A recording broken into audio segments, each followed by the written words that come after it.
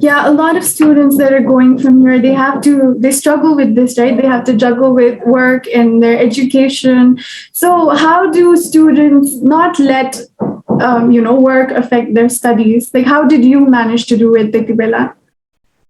I think having a clear idea of the timeline, you know, आफू कति के गर्न सक्छु. So when you're off of work, like leave the mind act over there पनि भन्छु. Sometimes we drag that on, and then that's still at the back of our minds when we are studying as well. So you can maybe also I'll leave it over there. And then subtle things such as there's this thing called progressive muscle relaxation when you can't call it and then you have like little pockets of sleep.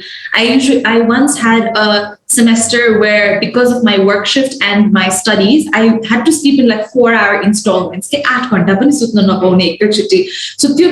such things such as, meditating and muscle relaxation, that could be very helpful. But then keeping priority that you're here to study, and study not just meaning academic achievement, but really knowing that content. You've spent so much time and energy to do this. So don't forget that that is your main priority, not just to perform well, but enjoy yourself at uni as well, And uni ne kati free facilities universities, you have access to so many things as a current student. You have access to the library, to so many facilities, to people, you can make so many friends over there. So allow yourself to really enjoy that uni experience. Uni ma go to that library, go to that cultural fiesta or whatever it is, make most of it. All that heavy fees that you pay is not just to go to class like 3 days a week, Yeah. Make use of anything.